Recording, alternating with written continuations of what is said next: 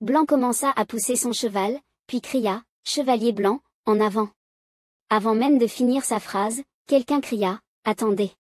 C'était Bayern qui s'approchait pour les arrêter. Blanc demanda, « Monsieur Bayern, pourquoi ne portez-vous pas votre armure ?» Bayern répondit, « Lloyd a dit que je n'en avais pas besoin. » Blanc demanda à nouveau, « Que s'est-il passé avant ?» Bayern répondit, « Il est probable qu'il ne puisse pas l'expliquer. Mais il doit y avoir une bonne raison. Il est venu ici pour donner à Blanc un signal d'explication. » Blanc ne comprenait pas ce que cela signifiait.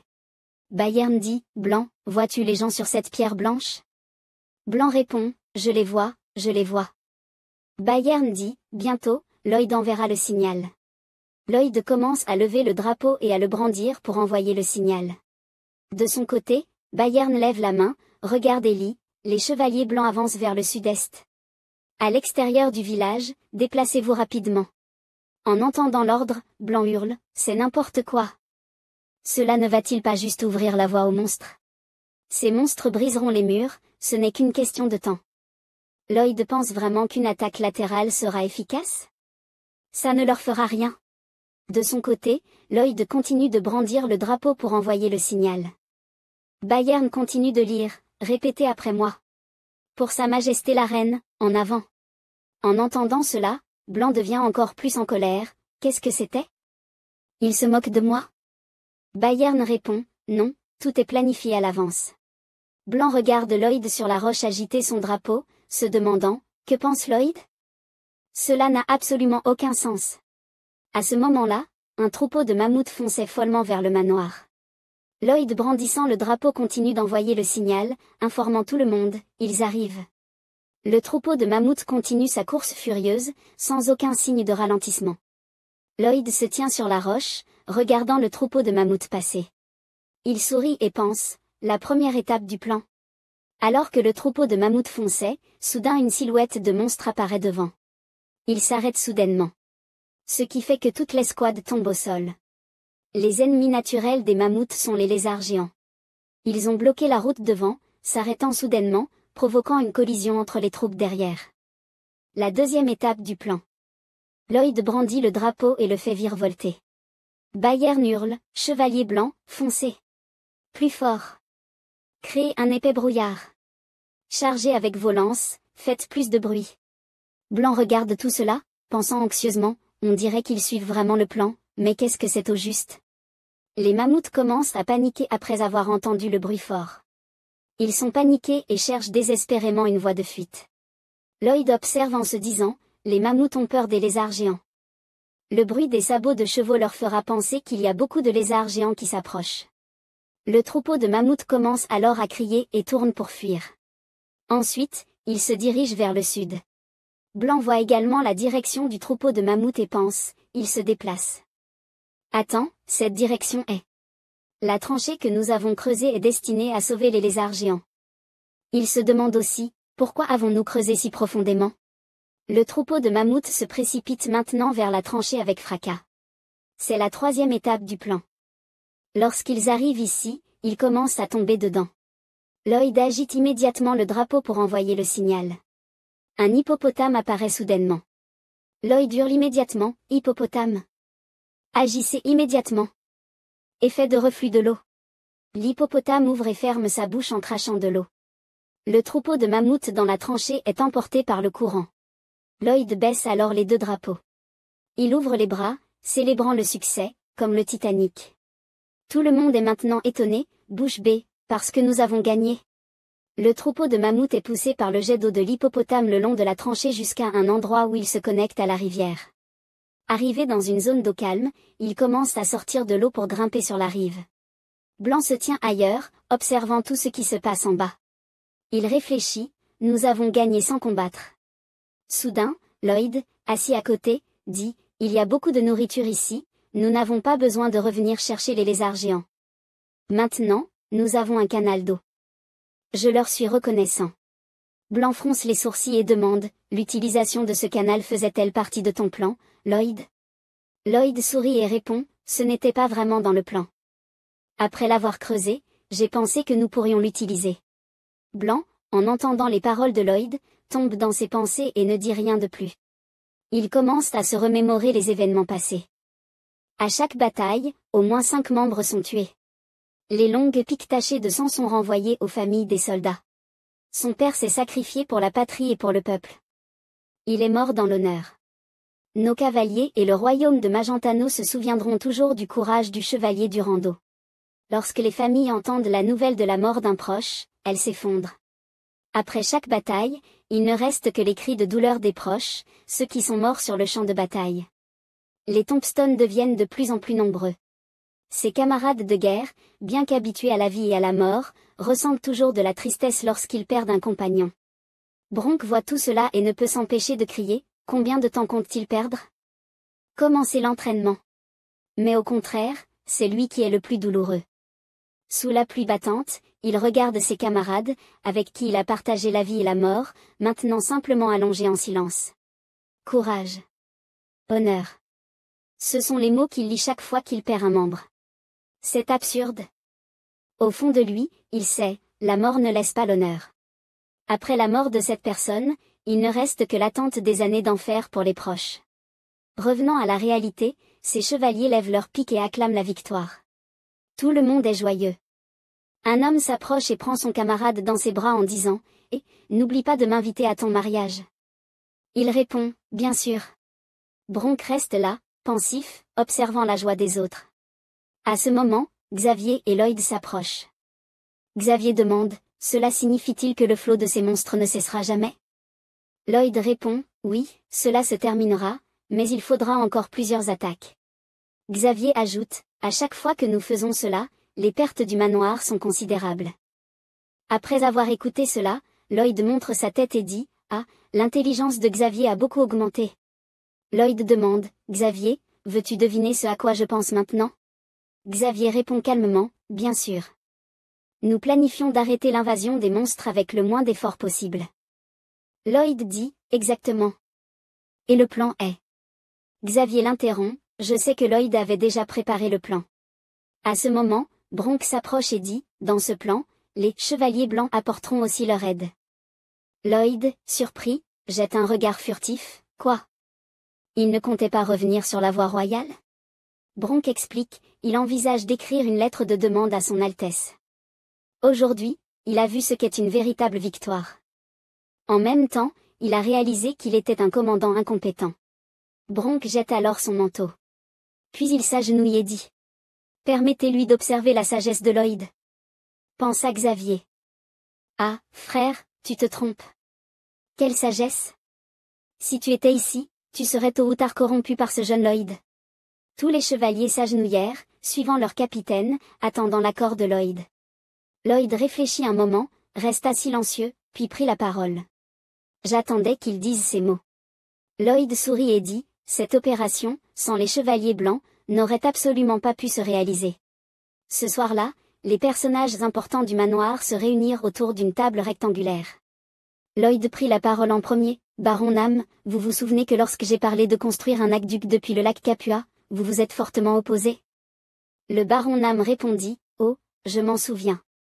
Il y a un monstre légendaire dans le lac Capua, nommé King Storma, qui dort actuellement. Cependant, avec le déclenchement de l'ouverture de la source d'eau, Lloyd a forcé l'avancement des travaux, en affirmant qu'il ne se réveillerait jamais. Lloyd dit, oui, c'est vrai, mais cette fois, Lloyd va le réveiller. Après avoir entendu cela, le baron Nam resta figé un instant, puis cria, quoi ? La baronne Nam paniqua et dit, je m'y oppose totalement. Le chevalier Bronk leva la main pour exprimer son soutien, pour. À ce moment-là, Xavier dit aussi, pour. Le baron regarda Xavier, et en colère, cria, Xavier. Tu es un chevalier de garde. Tu devrais t'y opposer. Xavier répondit avec résignation, désolé, mais malgré cela, tu ne pourras pas le vaincre. Lloyd lança un regard et dit, l'intelligence de Xavier a considérablement augmenté. À ce moment-là, Lloyd leva la main et cria, nous commençons maintenant la construction selon la procédure démocratique. Le baron cria de côté, démocratie. Qu'est-ce que c'est que ça ? Non, Lloyd. Attends. Le lendemain, Lloyd, Xavier, Bronk et les chevaliers partirent avec tout leur équipement. Xavier demanda, Lloyd, tu veux vraiment réveiller King Storma et le contrôler ? Lloyd répondit d'un air stupéfait, je ne suis pas magicien, comment cela serait-il possible? J'ai consulté de nombreuses ressources, légendes et ses habitudes. J'ai appris beaucoup. Dans les documents de référence, il est décrit comme un monstre magique gigantesque comme le montagne. Ce qui est surprenant, c'est qu'il n'y a pas d'histoire sur ses attaques contre les humains. Cependant, le lac qu'il a créé est un barrage.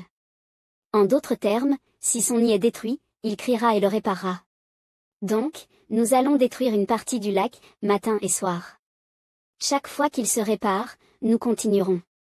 Les monstres traversant les montagnes de l'Est seront effrayés. C'est ce qu'on appelle la stratégie du chien de garde à la porte. Après avoir entendu les paroles de Lloyd, Xavier eut un visage noir, pensant, c'est l'histoire de vaincre un monstre endormi. Même Satan pleurerait. Xavier demanda précipitamment, et si nous nous trompons dans nos calculs? Et s'il nous attaque? Lloyd répondit, pourquoi Xavier pose-t-il une question aussi évidente? Tu es un chevalier. Tu dois le vaincre. Ensuite, Xavier, comme prévu, criait chaque matin et chaque soir pour exécuter la stratégie du chien de garde à la porte. Après avoir écouté Lloyd, Xavier continua de faire la grimace, pensant, Lloyd veut-il vraiment que je garde la porte comme un chien? Finalement, ils arrivèrent enfin dans la région du lac Capua. Lloyd prit une grande inspiration. Il activa sa compétence mesure. Puis il entra en mode simulation, réfléchissant, comment puis-je le détruire sans être submergé? Est-ce que King Storma va se réveiller? Lloyd commença à ouvrir Vina House, puis commença à agiter son éventail. Xavier, voyant que Lloyd agita son éventail avec trop d'enthousiasme, se tourna vers Bronk et dit, cela peut sembler un peu étrange, mais Lloyd n'est pas fou. Non. Il est juste un peu fou, ne t'inquiète pas. En entendant cela, les yeux de Bronk s'illuminèrent, pleins d'admiration, la folie et la sagesse vont de pair, c'est vraiment extraordinaire. Xavier soupira avec résignation, ce vieux est déjà en train de se faire peu à peu corrompre par Lloyd. Les autres restaient là à observer, tandis que Lloyd continuait à agiter son éventail. Soudain, des bulles commencèrent à apparaître au fond du lac, suivies d'une pensée, les humains, ils sont de retour. La dernière fois, je vous ai pardonné. Si vous dérangez encore mon sommeil, je vous tuerai tous. Du fond du lac insondable, un œil violet apparut dans l'obscurité. C'était le démon légendaire, King Storma. Quelques jours plus tard, Lloyd passa près d'un endroit et tomba accidentellement sur une scène incroyable. Il plissa les yeux, regarda et resta sans voix, qu'est-ce que je viens de voir? Un rire se fit entendre de là-bas. Ah! Non! Ces gars-là! Ah! Ne faites pas ça! S'il vous plaît! Assez! Arrêtez! Björn jouait avec les petits éléphants, riant en disant, je vais mourir. C'est trop mignon. C'est alors qu'il remarqua que Lloyd était là, figé, visiblement gêné. Lloyd jeta un regard en coin et pensa, qu'est-ce que tu fais? Björn, c'est quoi ce truc? C'est quoi cette merde? Björn se leva et dit, maître, j'ai quelque chose à vous dire. Lloyd répondit, qu'est-ce que c'est? Björn répondit. Ces petits éléphants se sont séparés de leur mère pendant l'invasion. Ils sont tous en bonne santé, et je voulais demander à Lloyd si je pouvais m'occuper d'eux. Lloyd se toucha le visage et dit, si je me souviens bien, ils deviendront plus féroces en grandissant. Ce ne sera pas trop dangereux, non? Björn répondit, non. Pas du tout. Lloyd demanda, tu en es sûr? Björn répondit, parce qu'ils sont trop mignons. En entendant cela, Lloyd fit une grimace, pensant, putain, tu te moques de moi? Quel animal n'est pas mignon? Même ma femme est mignonne. Mais en grandissant, qui sait ce qui pourrait arriver? Elle pourrait me balancer à travers la pièce d'une claque. Lloyd se gratta la tête, sentant que quelque chose clochait, et dit, élever des animaux sauvages, ce n'est pas simple. C'est difficile et fatigant. Björn restait ferme, non. Pas du tout. Lloyd demanda, comment le sais-tu? Björn répondit encore, parce qu'ils sont trop mignons. Lloyd ne put que grimacer, pensant, oh, vraiment un argument puissant, cette raison est complètement ridicule. Lloyd quitta, résigné, en disant, peu importe. Fais ce que tu veux. Björn prit les petits éléphants dans ses bras, souriant joyeusement, Lloyd a déjà donné son autorisation.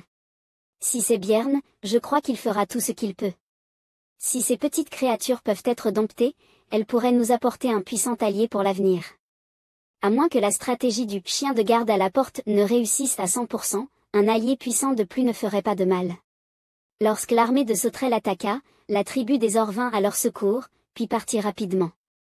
Le chef de la tribu expliqua que les monstres pourraient attaquer leur village. Il s'excusa, mais il devait retourner pour assurer la sécurité de la tribu. Perdre l'un des alliés les plus puissants rendait la situation vraiment mauvaise, mais il n'y avait rien à faire. Lloyd rencontra un homme et donna l'ordre. Sergent Greg, trouve 5 volontaires pour aider la tribu des Aciers et fait leur rapporter rapidement la situation là-bas. Greg accepta immédiatement l'ordre et dit, oui, maître. La tribu des Ors l'aidait beaucoup, ils devaient faire tout son possible pour renforcer leur armée. Aujourd'hui était le jour du début de la bataille. Lloyd alla rencontrer la Légion des Chevaliers Blancs. Bronk rapporta à Lloyd, tout est prêt. Lloyd sourit et fit une grimace. Il se tenait devant la Légion des Chevaliers Blancs et cria haut et fort, aujourd'hui, nous allons réveiller cette créature légendaire. Personne d'autre que vous ne peut le faire. Lloyd pointa devant lui, sa voix devenant plus forte, qui d'autre peut traverser cette montagne avec des pouvoirs surnaturels comme vous? Lloyd se pencha en avant, ouvrit les bras et agita, encourageant les chevaliers blancs, criez fort. Les gens en dessous commencèrent à agiter leurs pelles et crièrent, guerriers chevaliers blancs.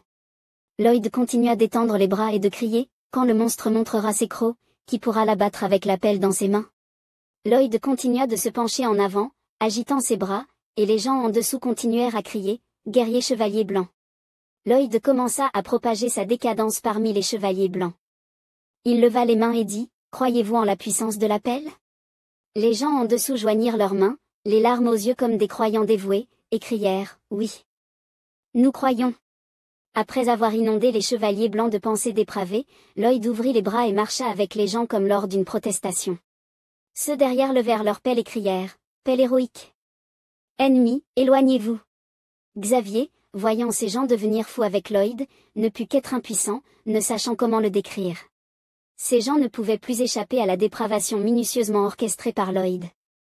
Toute la troupe avait été assimilée par Lloyd. Lloyd vérifia à l'aide de sa compétence de simulation. Il ne vit aucun signe de crue, mais le terrain pourrait causer des fissures lorsque le lac atteindrait son maximum.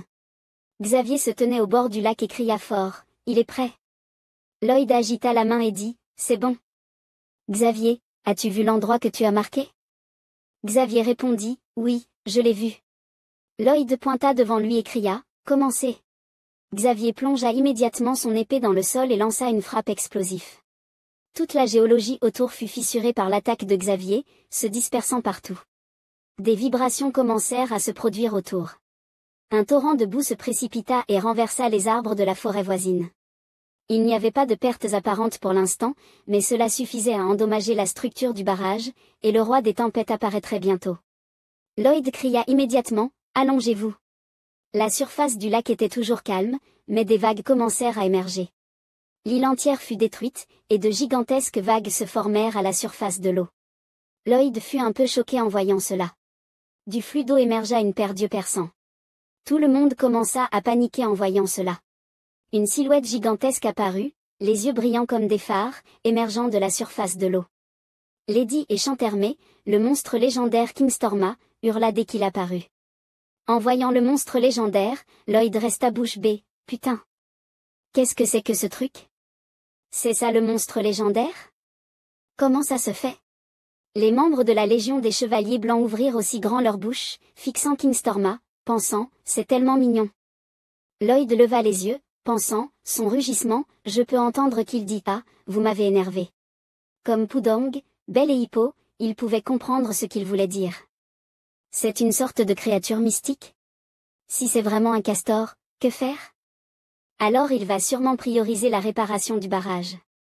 Soudain, King Storma tourna la tête et fixa intensément Lloyd, qui, effrayé, se baissa et se cacha en se tenant la tête. King Storma émit quelques cris. Lloyd l'entendit dire, ça sent le fer, vous pensez que je ne sais pas que vous vous cachez? Il continua à crier, et Lloyd entendit, que fais-tu, tu veux détruire mon barrage? Tu penses que je vais le réparer et retourner dormir? Si je t'étouffe, tu pourras encore faire ça? En entendant cela, Lloyd commença à transpirer, pensant, il est trop intelligent. Trop intelligent. Cette mission est un échec total. À ce moment-là, Blanc grimpa près de Lloyd et dit, Maître Lloyd, que devons-nous faire maintenant? Ils attendent vos instructions.